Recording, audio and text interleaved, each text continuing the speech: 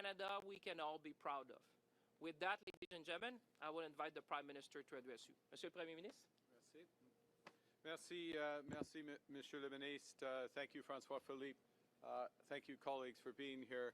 Dave Donnelly, thank you for welcoming us here to this remarkable establishment that has served the people of Nepean, of Ottawa, for over 30 years, 34 years and counting.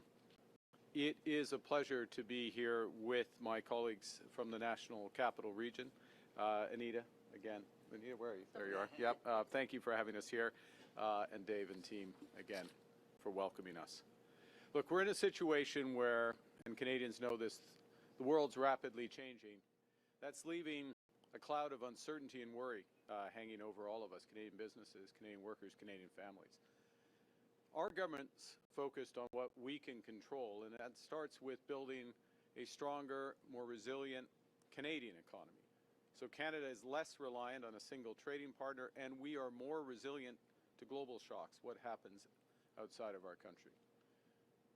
Nous agissons sans tarder et nous voyons des résultats. Nous avons déjà signé 12 accords commerciaux et de la sécurité sur 4 continents au cours des 6 derniers mois pour forger des partenariats fiables à l'étranger. Nous avons soumis au Bureau des grands projets 11 projets qui représentent des investissements de 116 milliards de dollars au Canada. Le nouveau fonds pour bâtir des collectivités fortes permettra d'aménager des infrastructures locales dans des quartiers partout au Canada. Hôpitaux, routes, ponts et réseaux de transport en commun. Toutes ces mesures font partie de notre stratégie globale qui vise à susciter des investissements de 1 000 milliards de dollars au cours des 5 prochaines années. So we're starting to fundamentally transform our economy, building a stronger, more resilient, more independent Canada. It's already getting results. Dozens of new partnerships abroad, launching Build Canada homes, fast-tracking major nation-building projects.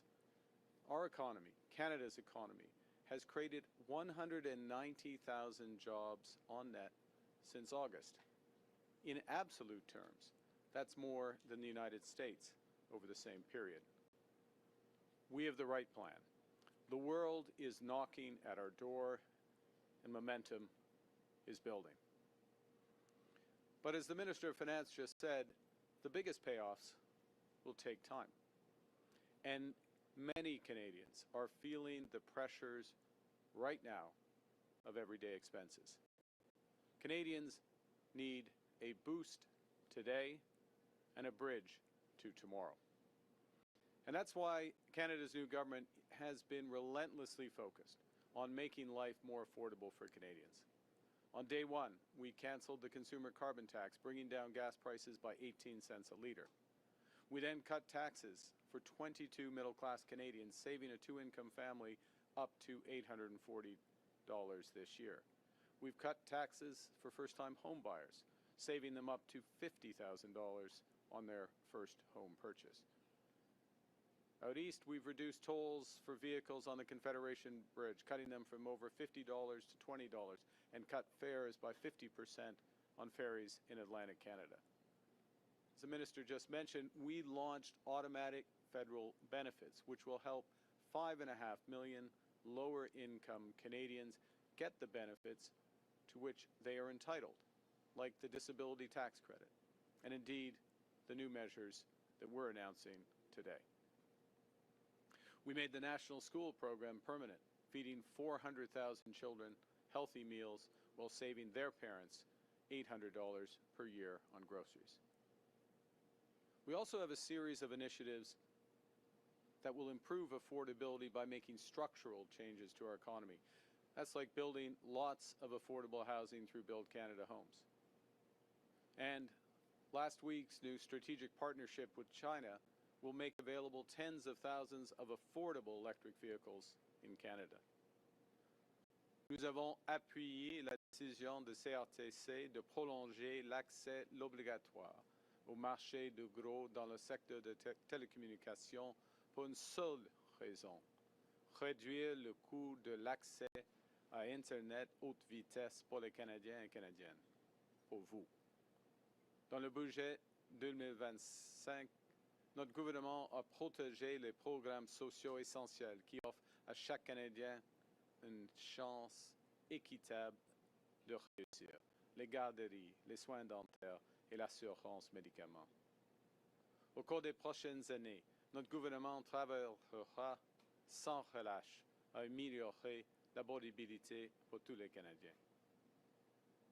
Now, bigger picture, overall inflationary pressures are easing. The consumer price inflation rate is back in the Bank of Canada's target range, and average wages in our country have consistently grown faster than the rate of inflation since this government took office. Fees for childcare across Canada have dropped by around 35% over the last 3 years, thanks to our childcare program. The average cost of cell services has fallen by more than 40% since 2020. That is, if you're able to switch plans. Gas prices have dropped by 14% from where they were a year ago, helped by that elimination of the consumer carbon tax. That's all good news. And with our economic plan kicking into gear, there's more good news on the horizon. But at the same time, for many Canadians, the cost of groceries and everyday essentials has been too high for too long. They need more support now. The pandemic caused inflation to spike worldwide, pushing up those costs of groceries and essentials, including rent. Global supply chain shocks, subsequently shocks caused by tariffs, weather events from our changing climate, and geopolitical disruptions have caused food prices to rise faster than overall inflation. So orange juice is up 12% year on year, ground beef up 19%, coffee and tea up by 24%.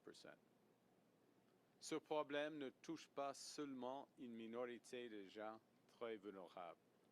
L'an dernier, Banque alimentaire Canada a déclaré que près de 2,2 millions de Canadiens se rendent chaque mois dans une banque alimentaire. Actuellement, 25% des ménages composent avec l'insécurité alimentaire et 50% des Canadiens sont à deux doigts de devoir se tourner vers une banque alimentaire. So last week, just a few days ago, in Quebec City, our cabinet convened and we focused on how to make life more affordable for Canadians now, and also how to tackle the root causes of food insecurity in Canada. Those deliberations including a long conversation with Kirsten Beardsley, the CEO of Food Banks Canada, to talk about these critical issues and what different levels of government can do to address them. You know, one of the best things, and there are many great things about our country, but one of the best things about our country is that we look out for each other. That we believe our economy is strongest when it serves every Canadian. So we're acting today, Canada's new government is acting today to provide a boost to those Canadian families who most need one, while creating a bridge to longer-term food security and affordability. Everyone pays the same GST on items that they buy, no matter how much money they make. But since groceries and other essentials make up a larger share of the budget of lower-income Canadians, the GST puts a higher burden on those less well off. The GST credit has helped to make our tax system fairer by returning a portion of the federal sales tax to Canadians with lower incomes, providing relief for people who feel the extra cost at the checkout most acutely. The rise in food prices means that a lot of these Canadians need more support right now. So today we're announcing that our government is launching the new Canada's Groceries and Essentials benefit. This will deliver hundreds of dollars more into the bank accounts of more than 12 million Canadians. Starting this year, we're taking the existing GST credit amount and raising it by 25% for 5 years. And in addition, we're providing a one-time payment equivalent to 50% of the GST credit this year. So what does that mean? Well, right now, a family of 4 receives about $1,100 a year with the existing GST credit. With the new Canada Groceries and Essentials benefit, that same family will receive up to $1,890 this year and about $1,400 a year for each of the next 4 years. A single person receives about $540 a year with the existing credit. With the new benefit, that person will receive up to $950 this year and about $700 a year for the next 4 years. On average, these payments make up for the higher level of food prices since the pandemic. In parallel, we're working to address the root causes of inflation and working on longer-term solutions to bring down the cost of groceries in Canada. That starts by improving the resilience of our supply chains. Because when issues arise in supply chains, from transportation to process to distribution, costs rise at every step along the way, and these costs end up on grocery bills. Tariffs, for example, are part of that problem. In September, the government launched what we called a new Strategic Response Fund to help sectors across our economy, those impacted by tariffs, to adapt, to diversify, and to grow.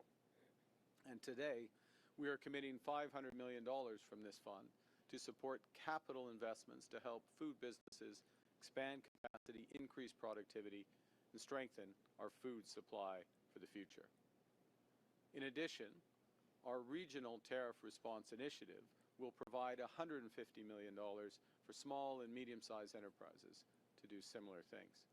This will mean more resilient supply chains, more greenhouses, more abattoirs that are closer to customers, and most importantly, will help mean lower food prices and better food security for Canadians. Pour réduire le coût de production des aliments, nous instaurons la passation en champs immédiats et accélérer des serres. Les producteurs peuvent donc déduire le coût total de la nouvelle serre sans tarder, ce qui leur permet de disposer de capitaux pour acquérir l'équipement moderne et ainsi accroître la production nationale d'aliments et cultiver davantage d'aliments ici au pays toute l'année. Les agriculteurs peuvent produire plus d'aliments à coût moindre, ce qui fait augmenter l'offre d'aliments canadiens et atténue les pressions sur les prix à l'épicerie pour les familles. To address the root causes of food security, we're developing a new national food security strategy that strengthens domestic food production, improves access to affordable, nutritious food. The strategy will include measures to implement unit label pricing so Canadians can compare easily in this era of shrinkflation. We're also going to provide support for the Competition Bureau in monitoring and enforcing competition in our market across the supply chain. And we will include new measures to strengthen food security in the north, where food insecurity and affordability challenges are felt most intensely. To ease immediate pressures for food banks, we're providing $20 million in a top-up to the local food infrastructure fund. This will help boost community food programs and deliver more nutritious food for families in need. Canadians are generous people. We take care of each other, particularly in times of need. We know we're stronger together. And during this time of global turmoil, Canadians are coming together to build Canada strong, to build a more independent, secure, and prosperous country, a country that works for all. And we know that getting there will be tough at times. We know that progress won't always move in a straight line. So we know that in times like these, we don't just have to look out for ourselves, we have to take care of each other. And that starts with everyone being able to put good food on the table. That's why the government's working relentlessly to make life more affordable for everyone. That's why we're stepping up today to help people who need it the most. Because we can't control what other countries do, but we can control how we support each other during tough times. We can control what we build so that these times will be better in the future. We choose to build Canada strong for all Canadians. Thank you very much. Merci, and I look forward to your questions.